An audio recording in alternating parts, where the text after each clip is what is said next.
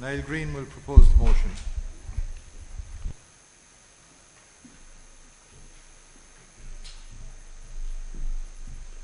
Apologies for my hesitancy, Chairman, but I didn't actually expect to be proposing the motion. Niall Greene, Limerick East.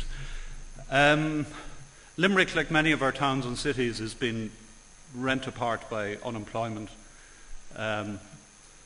We've had another announcement today in relation to Flextronics, which we had expected would continue with 160 or thereabouts jobs into the foreseeable future.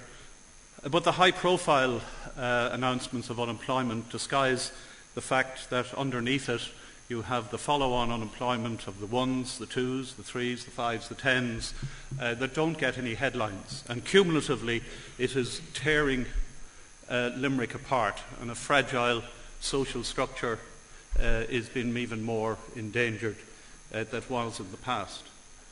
You might think, therefore, that in the face of all of that, that our resolution is a fairly tame one.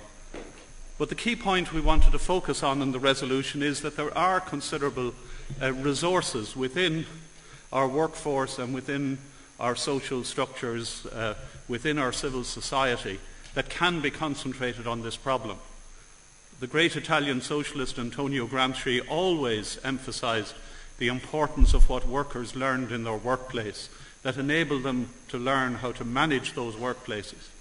And I can't help thinking that when you look at what happens in Waterford and what's happened in SR Techniques, an organisation for which I worked many years ago for one of its predecessor organisations, that you have people who are more than capable of taking over and running those businesses in conjunction with the management teams that they had in the past. And yet we are failing on those local opportunities to maintain and to create employment. In Limerick we have considerable resources in our university through Shannon Development, which is somewhat depleted from its previous times but still a dynamic organisation, and from our wide circle and interlacking networks of social organisations. And that potential is largely being ignored, as it is in the rest of the country. We have a task force in Limerick headed up by Dennis Brosnan, who I might say in parentheses is a very wealthy Irishman who lives in Ireland and pays his taxes in Ireland.